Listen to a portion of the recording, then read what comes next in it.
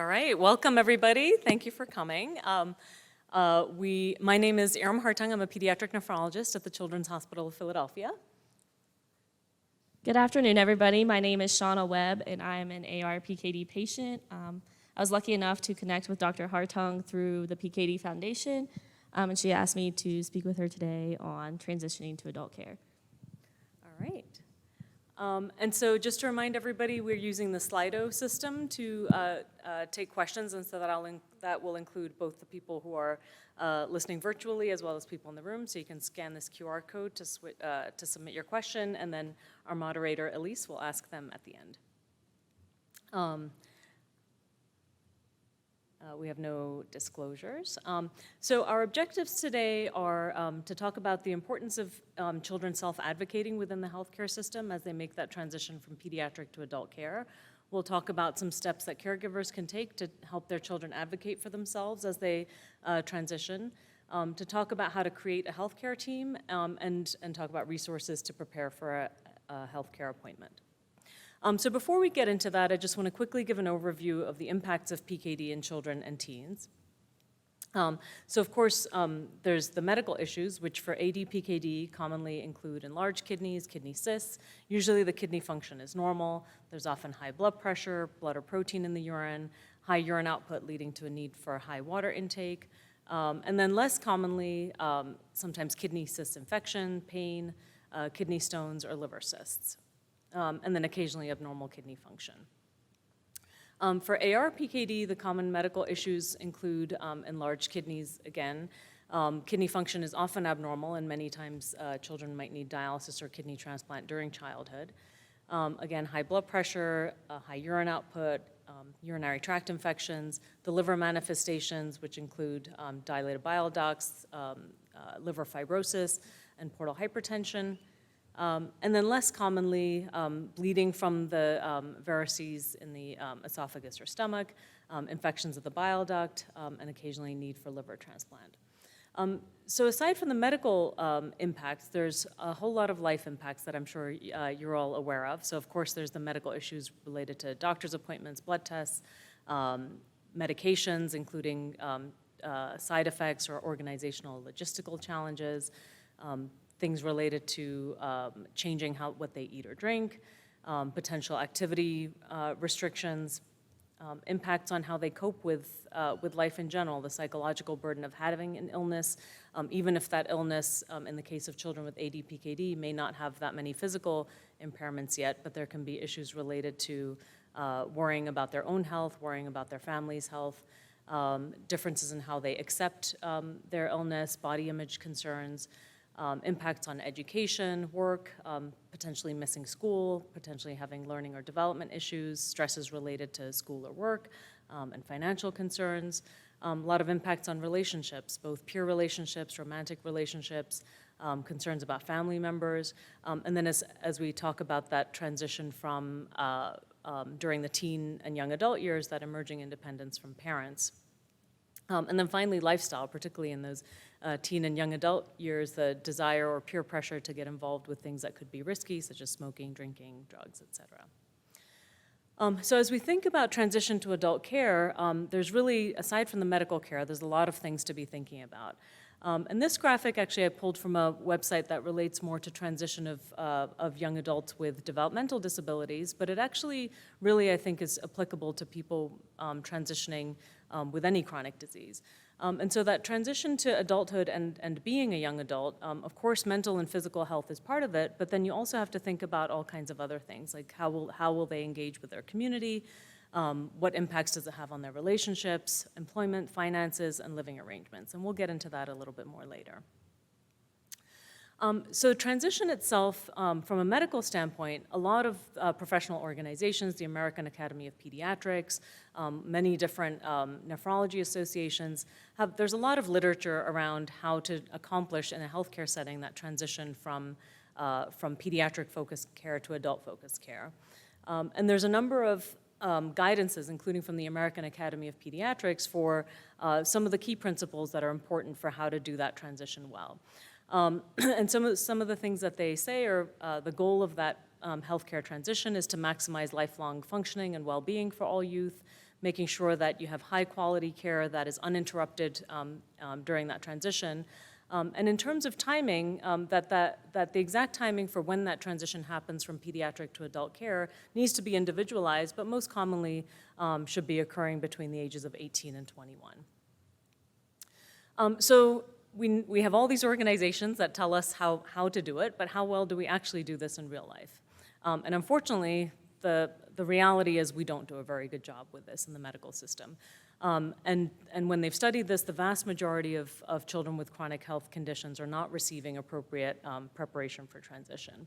Over 80% of children don't meet some basic benchmarks of successfully accomplishing that transition to adult care.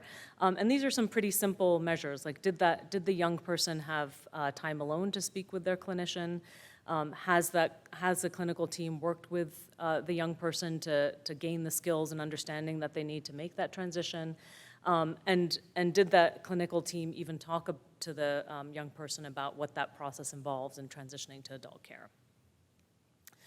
So there's a number of different barriers that can be involved with making that transition. And some of those barriers might be things that the patient and family experiences themselves, and some are just kind of baked into the system or related to the clinicians. So of course, from a family perspective, there can be fear of going to a new system. Maybe there hasn't been adequate planning. There can be difficulties navigating different systems. There can be gaps in communication and care coordination. Importantly for PKD, sometimes there's training limitations. So particularly for ARPKD, there may be not very many adult providers who are trained or experienced in taking care of children with or young adults with ARPKD. Sometimes the young adult themselves might not be knowledgeable or engaged with their own care, and the adult care model can be very different, and there can be a lot of discomfort with making that transition. So how do we do it right? So some key transition principles. First are empowering the youth and young adult to manage their own care. Start preparing early, and we'll talk a little bit more about how to do that. And that involves both knowledge building as well as getting the person used to the adult model of care. Really encouraging good communication and coordination between the pediatric and adult systems, and providing a lot of support for parents and caregivers. So I'll turn it over to Shawna for this. So in the transition period, it's important that your child feels comfortable with these competencies that we have listed on the screen. So looking down through the list, saying that they understand their condition and can describe it to others, knowing their medications and what they're for, being able to make decisions for myself and my treatment, knowing how to make my appointments. Am I able to talk to my provider about my worries and concerns, about my blood tests, treatments, things that I'm going through? And I feel that I have the knowledge about my disease and disorder, and being able to discuss my lifestyle choices, whether that's alcohol, drugs, smoking, your sexual health, anything of that nature. Just having that comfortability to be able to talk to them, and being able, you can go through this list and be able to check that off. And so, again, that process of transition, just remembering that is not a one-time thing. It's not like, the patient turns 18 and they're magically transitioned over to an adult. And so really, thinking about transition as something that starts very early. So I don't know how well this shows up here, but really thinking about as early as age 12 to 14, starting to understand in your healthcare system what is their policy around transition. And then between the ages of 14 and 18, really starting that process of skill building that we'll start talking about more, developing a plan, and getting ready to have that transition occur between the ages of 18 and 21. And then when that transition is occurring, thinking about how that the communication that needs to happen between the pediatric and adult systems to make that transition go smoothly, as well as after the transition occurs, making sure that everything kind of, that there's a handoff back to the pediatric so that the pediatric provider knows that that person successfully saw their new adult provider, that they're in good hands, and that transfer has been successful. So knowing that we as a healthcare system in general don't do very well with transition, what can you do as patients and families to ensure that transition is successful? To ensure a successful transition, it's important of learning how to be your own advocate as you transition from pediatric care to adult care. It's very easy as to have your parent there with you and them advocate for you because they're going to be your strongest advocate. So you got to learn how to take that knowledge and tools and add that to your own care. So the medical system isn't often well prepared for this transition. A lot of the burden is passed on to the patient and their family to make sure this transition goes smoothly. As a young adult and teen, it's important to know your medical history and just learning how to advocate and be your own driver of care. You're the one that's going to be making the decisions and taking care of yourself, and it's important to have these knowledge and skills as you go into this transition from an early age just to make sure it goes smoothly for you. And don't be afraid to find and use your allies. You have physicians, nurses, a social worker, a care navigator. A lot of insurance companies have programs where you can use a nurse. They'll have like a hotline that you can call. So don't be afraid to reach out. Reach out to the PKD Foundation, even just reach out and connect with others.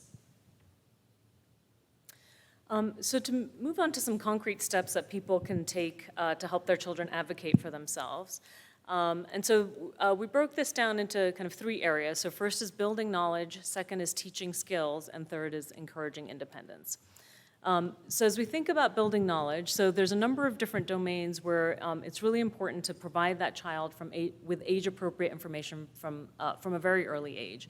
And so that can include something, child as young as 4 or 5, making sure that they know, you have something with your kidneys. That's why we see a kidney doctor. And then as they, as their knowledge and curiosity increases, layering additional information on top of that.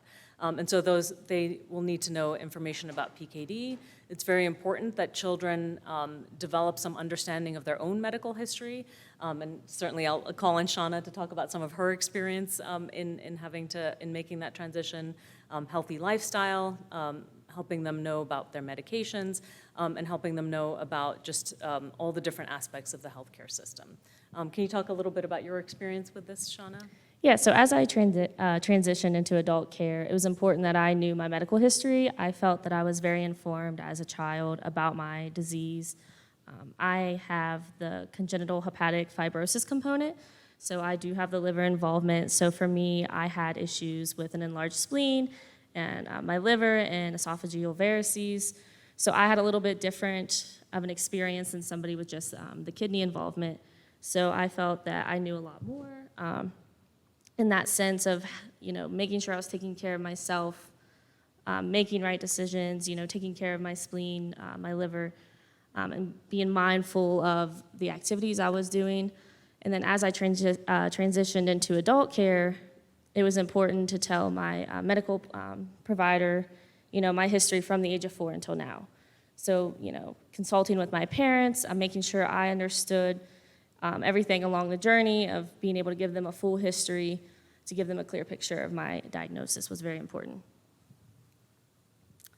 And so then the second step is really then building on that knowledge and teaching concrete skills. So a lot of these are things that children can get involved with from a very early age in managing really the practical aspects of how to take care of themselves. So getting them involved from an early age with organizing medications. As they get older, having them be the one maybe that starts to request their refills from the pharmacy. Getting them involved even with, what healthcare, how insurance works. What are all these things that you, as a parent, are magically doing in the background that so far the kid has been protected from? And yes, there's obviously a role for us as parents to do things for our kids, but you can't shield them from that stuff for too long because they are going to be the ones that will have to take care of those things eventually. Using the patient portal app, if that's available in your healthcare system, this is often a great way to have that initial step of independence where, often like at our hospital at CHOP, children can get access to their own portal starting at age 13. And so having that teenager be the one, if they say, oh, can you ask the doctor so-and-so, no, why don't you email the doctor and ask them that question? Having maybe them take the lead in making appointments or contacting care providers. So there's a lot of ways where you can teach skills and kind of encourage that independence. For me personally, I learned a lot of this information just by watching my mom or my dad throughout this process. They helped me organize my medications. I watched them go through the process of refilling my medications. So a lot of this stuff I learned as I went. It wasn't that I was just thrown into it. This is something I had developed the skill to do over the course of my entire childhood. And it's empowering when you do make your own decisions and knowing that you know how to do that and you feel confident in that as you get older, and just, having the skills to do so. And then finally, encouraging independence. So we touched on some of these concepts already, but I think one of the important things is really, once the children get a little bit older, ensuring that the child has some time alone with the providers, and at least starting with that, as the doctors by default are going to be talking to you first as a parent, but then, as the child gets older, encouraging the child to be the one that answers questions about their own symptoms, and then building on that with, eventually maybe having time where maybe you're in there for the majority of the visit, but then you step out for a part of it, so that the child is kind of forced to have that one-on-one conversation with the provider and take more responsibility and have more comfort with that. We talked about giving some real responsibilities, like using the patient portal or refilling meds, getting children involved with decision-making. So, even from a young age, you can encourage them to have a voice in their own healthcare. It might be something as simple as, early on, do you want the bubblegum flavor medicine or the strawberry flavor medicine? But then as they get older, really engaging them and making them feel like they have a stake in making some of those healthcare decisions. And then, of course, as they get older, gradually pulling back the amount of support that you give them. And then as they're approaching that age 18, really discussing kind of privacy and boundaries, because obviously once they're legally an adult, there might be things about their own health that they no longer want to share with you. And so having that conversation about what they feel comfortable, what they still want you involved with, what are things that you might be sensing that they don't want you as involved with. In my own personal journey, as I entered high school, I mainly started making most of the decisions on my own. Of course, I spoke with my parents and my doctors, but they really empowered me to be the voice of my own care and make the decisions on what was best for me at the time. And I think that really prepared me for, making decisions as an adult, because you're the only one there. You're the only one that's going to be there to make those decisions. So you got to be prepared for that.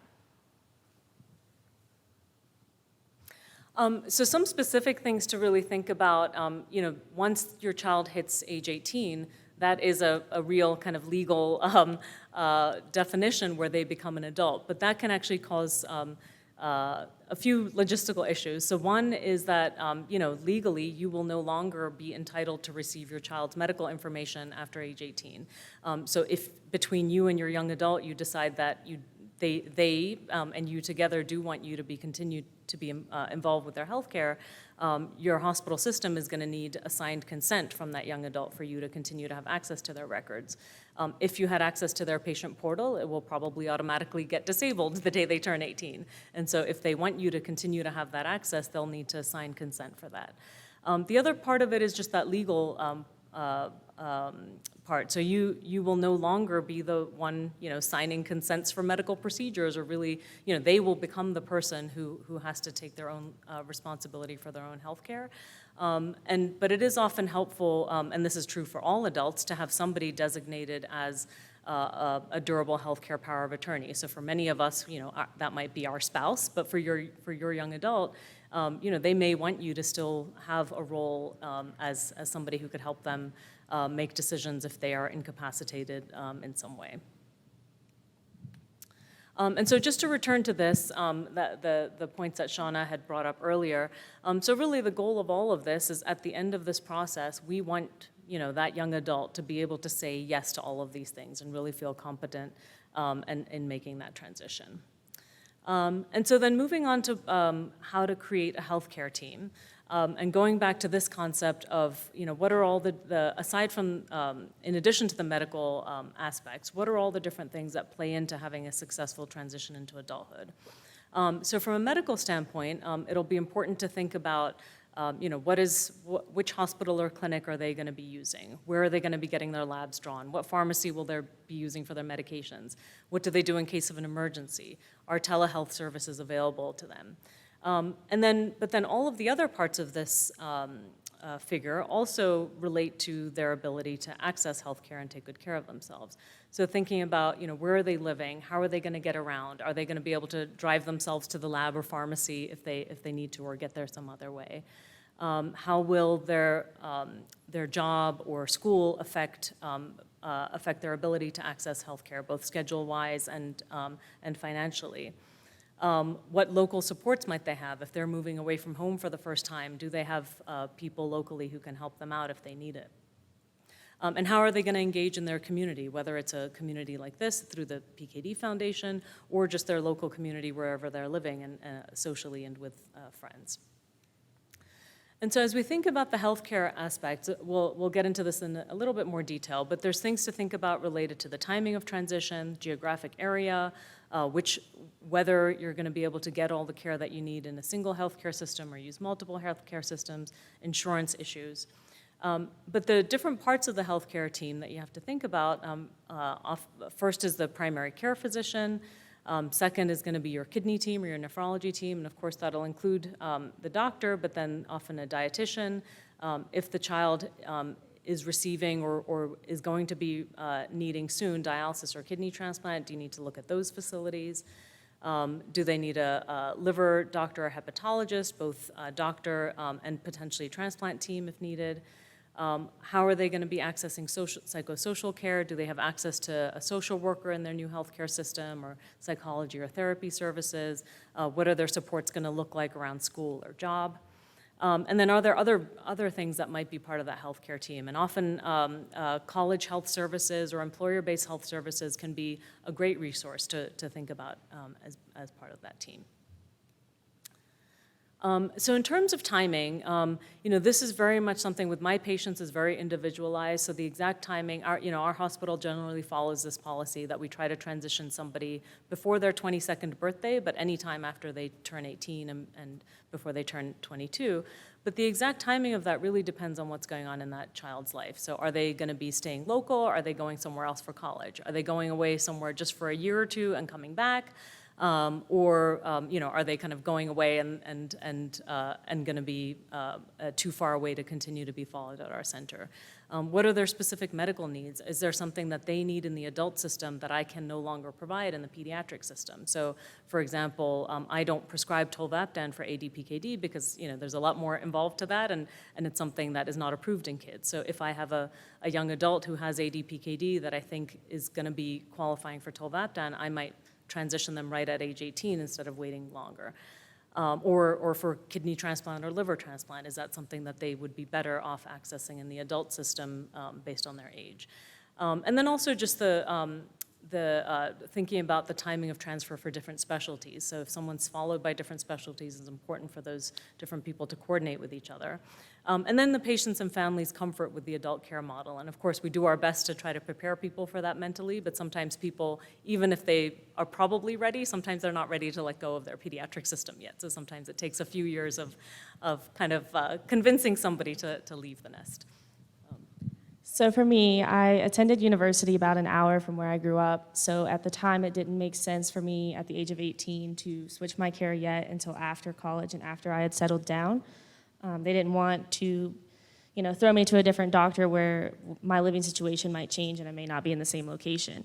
At the time, my medical needs were pretty stable, so I was just doing the same follow-ups. Every 6 months I would go. I would usually schedule for over the summer and Christmas break, so as a college student, it didn't interfere with my schooling. And then my PCP was the first doctor that I had transitioned from I did transition at 18 to a PCP that was local to me because all of my specialty care was at a different location in a hospital about 2.5 hours away. That's just what made sense for me growing up in West Virginia. So having that local PCP there to kind of, be there for all my needs, like on a day-to-day basis, that really helped. And then I was pretty comfortable with switching over at that point in time, but I just wanted to wait. I was already seeing my doctors. They already knew me. College was already a transition. I didn't want to have to go through a medical transition at the same time. So at 22 was about the time that I ended up transferring medical systems. Yeah, and I think really the key for all of this is communicating with your doctors. So I think, as the child is approaching that age where they're about to graduate from high school and make those plans, just keeping your doctor in the loop for everything that's happening in your personal life, because that has a big impact on how we plan the transition process. And so creating a healthcare team really is a process. So I think some of the important things to think about are you can use your pediatric team to help you decide, when I do make that transition, which specialist do I need to see? If it's going to be in the local area, your pediatric team might have specific recommendations for doctors. If they're moving elsewhere, they might at least be able to kind of look at resources and give you some suggestions for what types of services you need to be looking for. Many pediatric systems have a social worker as part of the team, so that they can also be a resource to help you navigate some of these things. As Shawna mentioned, it's often helpful to first transition the primary care provider to an adult provider, just because that helps to kind of set the stage, but then also that adult provider is often very connected with the networks of adult specialists, and they can also be a resource to help you find the specialist that you need. Often you need to go to the insurance company first and figure out who's in your network for adult providers, and then from that list, choose somebody who would be able to provide the services you need. Of course, making your appointments with the new providers, making sure records are sent in advance of the appointment, and then asking the pediatric providers to communicate with adult providers. So often there'll be some sort of medical summary that's sent. That may just be if your last note is detailed enough and outlines everything, making sure that is sent. If there is an ability to have a personal connection in terms of a phone call or anything, that can be extremely helpful. And then also clarifying responsibilities. So, what I tell my patients is, if you're about to have your first adult appointment 3 months from now, I am your doctor until the moment you see that adult provider, and if you need refills, questions, anything, even though we've had our quote-unquote last appointment, I'm still your doctor until you've been hooked in with your new team. And then actually it can also be helpful for once I've done this with some patients where they've actually met their adult doctor and gotten hooked into that system, but then I have one final visit with them as kind of a wrap-up. So they've already seen their adult provider and met them, and then we have one last kind of goodbye visit just to make sure all loose ends are tied up and make sure that they feel comfortable and that there isn't any kind of things that need to be communicated in one final visit. Sorry, Shawna, did you have anything to add on that? No, I think you covered most of it. We had already talked about my transition from a PCP to an adult provider. So I saw somebody in internal medicine that just made more sense with my condition. They wanted somebody to be more prepared in that way. And as for my specialist, I, like I said before, have traveled 2.5 hours roughly to see a specialist, just because in West Virginia there's not a lot of PKD expertise in the area. Just so I am fortunate enough to be able to travel and go there. So, and then I think that's it for this slide. Go on to the next. So in terms of choosing healthcare systems and providers, I think one of the tensions that can sometimes come up, as Shawna alluded to, is finding PKD expertise versus availability and convenience. And so sometimes what can work well in the adult world is kind of a partnership or shared care model. And so this certainly is something that I know a lot of my adult colleagues do, where maybe the primary nephrologist is a community nephrologist who's close and convenient, but then maybe once every 6 months or once a year they go to the a PKD Center of Excellence for more comprehensive PKD care. And there's many different care models, but that's certainly something that can work well. And I actually do that with some pediatric patients who live further away as well. They might have their local pediatric nephrologist, and I just see them once a year for kind of a check-in. And then the other thing to just think about are, the different systems. So if the person's staying in the same geographic area, sometimes it can be helpful for the pediatric and adult providers to be in the same system. Sometimes that's not possible, and sometimes the different specialists you need might actually be in different healthcare systems. So just kind of talking that through with your providers and thinking about how the communication can work best to make sure information's not lost. So I currently follow a shared care model. Like I said, my PCP is local to me in Morgantown, where I live. But for my adult providers, they're all in the same system at Cleveland Clinic. I see a nephrologist there, a GI doctor, and then a couple other specialists that they referred me to.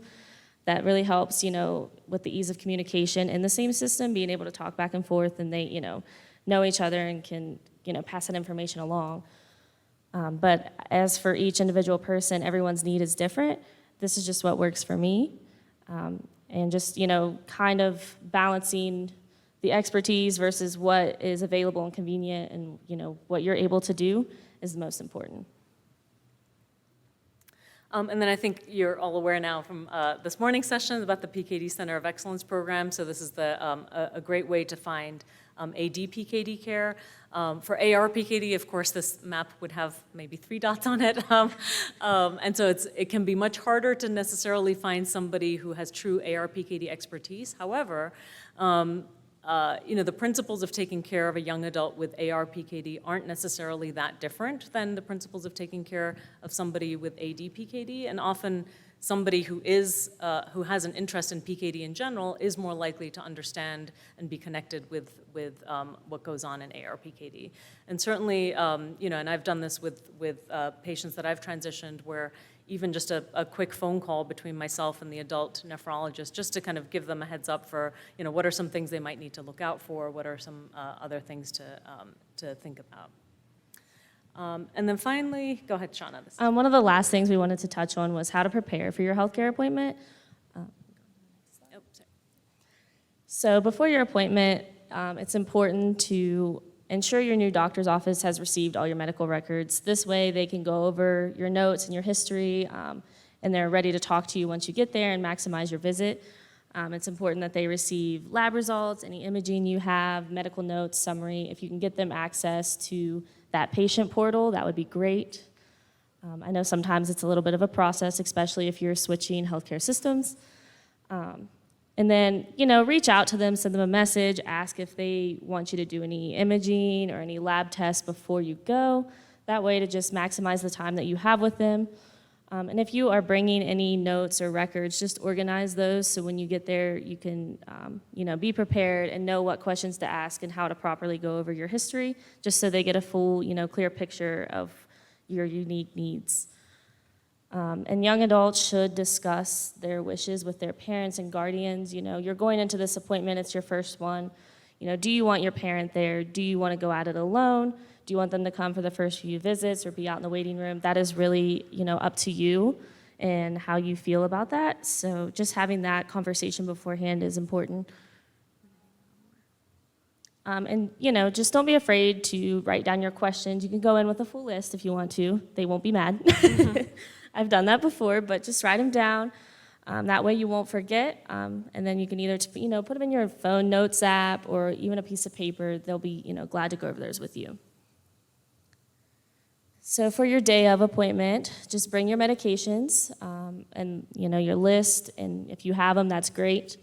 Bring any notes, records. We talked about that patient portal, if you can get access to it, or if they already have access to it, if you're in the same system. And, don't be afraid to ask those questions. There are no dumb questions. Feel free to ask whatever, whether it's logistical or a medical question, making sure that they have your emergency contact information or that you have their information. After hours, if something were to happen, what do you need to do?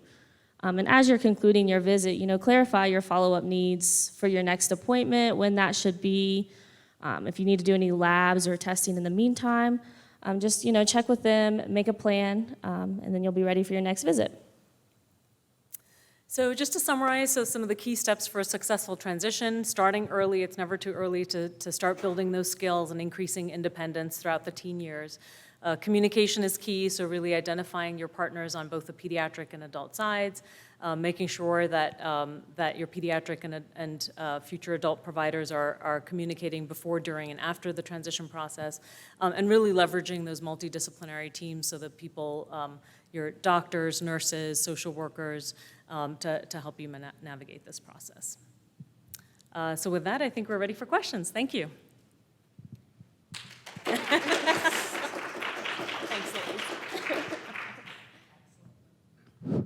Excellent presentation. Great. So just a reminder, we do have people joining us virtually. So if you have any questions, I know it's a small room, let's use the mic. Anyone online who has questions, put it in the app.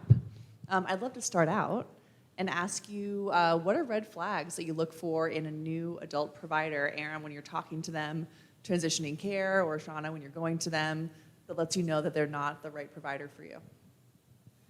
I think it's important to find someone who listens to your concerns and to your needs. A lot of times you may feel that you're being dismissed, and you shouldn't be. So as you go, just, advocate for yourself. That's really the most important thing that I can tell you as you make that transition. And I think for me, it would just be looking out for anyone who seems defensive or unwilling to learn, because I think that, I think many of you are going to be in a position where there are going to be times where you know more than your doctor about a certain thing about AR or ADPKD. And the way that that doctor reacts to that, I would hope that you would get a reaction, oh, thank you so much for pointing that out. Let me look into this. We should figure that out, versus the, oh, I've never heard of that. That can't be a thing. And so I think those kinds of things are important. And sometimes we do get that sense even on a colleague-to-colleague level, where maybe they're like, oh, who's this pediatric nephrologist trying to school me about something? I know everything. So I think that's probably the number one red flag.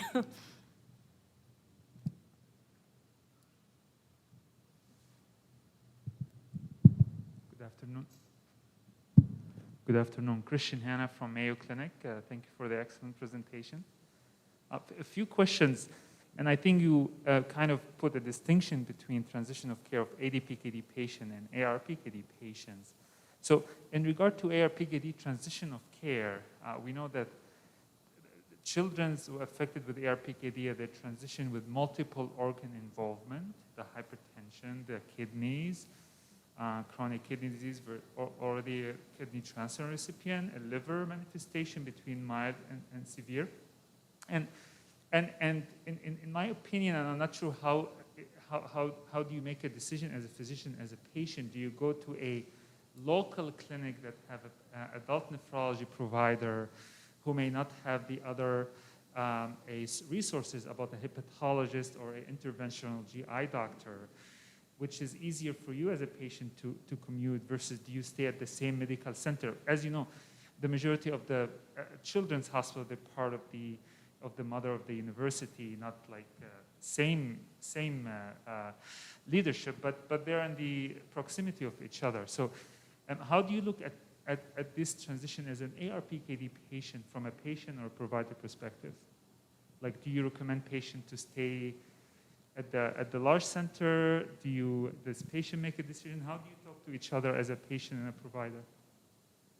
On the transition part, you can go first. No, I think it's complex. It definitely has to be very much individualized based on what the patient needs. And so I think, so for myself, when I've had patients, I had an experience recently where we were transitioning a young woman with ARPKD over to the adult side, and she was staying local, so I could transition her to Penn, our neighboring hospital, where I have a very good working relationship with the adult nephrologist, and she kind of became almost the champion to make sure all the rest of the care was coordinated. And so, that person has advanced liver disease, she's going to need a combined kidney liver transplant. And so I think that, I think it's helpful when all of those things can exist under the same umbrella. And I think, but if that's not available geographically, I think, I think that's where that kind of shared care model can be helpful, and maybe having an early visit at the specialized center first to make sure that you're hooked in with the people who have the full range of expertise, and then maybe those people can help you to identify the local providers that might be, the ones who can kind of help, in the interim. Because I think in most adult systems, they're used to having some of these kind of community partnerships where maybe you go to the mothership academic center once in a while for something special, but then, in between you're followed by your local provider. But I think it definitely has to be very much individualized. Sorry, I have another comment about transition of ARPKD patient and ADPKD patient. With ARPKD patient, the transition between 18 and 21 works very well, because you need to make sure that the patient is prepared. For ADPKD patients, as there's not a lot of, from a pediatric nephrology perspective, there's not a lot of a relationship establishment between the provider as compared to ARPKD patient, because the majority of ADPKD patients come to see us for the first time when they're 15, 14, they have an incidental accident or something else that led to an ultrasound, or they could be part of family screening.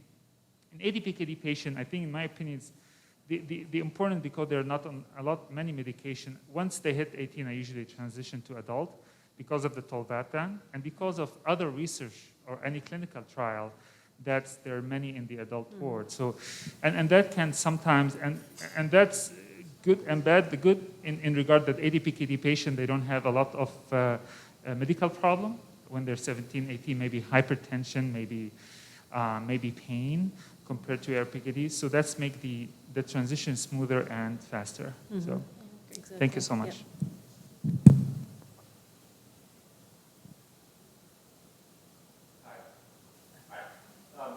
Is it on? Yeah. Do you want to, here, maybe. Hello. There it is. Oh, yeah, there we go. Okay, got it. Hi.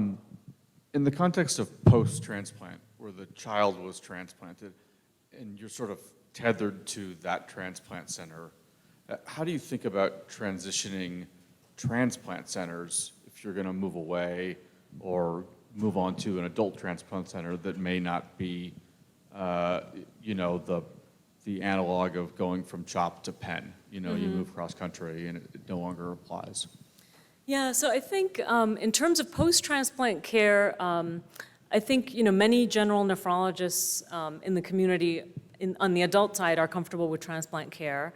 And then I think that's a situation where, you know, you may end up seeing, so say, for example, if it's an ARPKD patient who has a lot of GI involvement, they may need to, you know, if they have a community nephrologist for their transplant, they might need to have a GI doctor, you know, in a different system for the GI manifestations.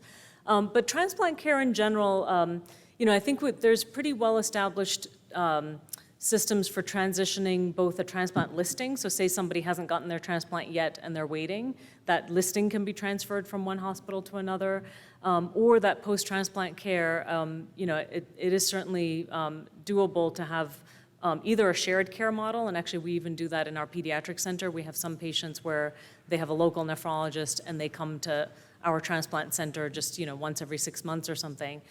So again, I think it's a situation that has to be individualized. I'm not sure if I answered your question. Does that?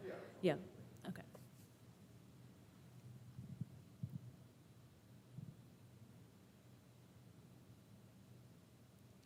I would love for you both to tell us what you're looking forward to for the August meeting that we all have with the FDA and that you're both participating in. First, go ahead. I'm really excited to see what new ideas and new treatments and, you know, just figuring out what we can do for ARPKD and seeing how our voices can be heard and how we could potentially make that change. And I'm excited to hear the other panelists' stories of how they've been affected by PKD, and, you know, just getting to hear that and hear all of our voices together is really exciting to me. Yeah, and I think for me as a ARPKD researcher, I think having the patient voice be front and center when it comes to what's like making priorities for clinical trials, because I think sometimes, you know, you see some of these protocols that come out of drug companies and you look at them and like, why would anyone, you know, like put their child through this? Or, you know, so like it really makes you wonder, like, you know, what are, you really have to have a match up between what are the patient's priorities, what they're willing to do, and what the potential effects of drugs are. And so I think that is, you know, bringing those two sides together, I think will be really important. And for anyone with us today or online, the website for this is pkdcure.org-el-pfdd, and you can learn about that meeting. It's on August 29th. We do have a couple of questions on here. If there are any adult nephrologists that either of you would recommend for a young adult with ARPKD, or if we're just working with our clinicians and their recommendations. Yeah, I think, you know, so I know my colleague over at Penn, her name is Amanda Leonberg-Yu. She's excellent. She's usually my go-to person locally. And then I think around the country, I think, again, I would be leaning on the network of, you know, the ADPKD-focused, you know, adult nephrologists to really help, because I think, you know, the people who are engaged already in terms of the PKD community, they're going to be our natural allies. But, you know, sometimes there aren't really kind of choices necessarily, and so I think that's a scenario where having the pediatric nephrologist interface with the adult nephrologist, even if they might not have had ARPKD experience, just making sure that they are at least receptive to gaining that knowledge. For me, I go to Cleveland Clinic. I see Dr. Lindenmeyer, but she is a GI specialist. Since I do mainly have the liver involvement side of it, that is what I have the most issue with. But I do see, I always butcher his name, it's Dr. Tallarico, I believe. He's also at Cleveland Clinic. I've tried to, keep all of my care there. So far, so good. I really like both of them. I've had a great experience. And like Dr. Hartung said, I would focus on the ADPKD, Centers of Excellence, just getting recommendations from your pediatric nephrologist is a really good place to start. Sometimes they have somebody locally that they may know, and just getting connected that way is a really good option. All right, well, thank you both so much. Let's give another round of applause.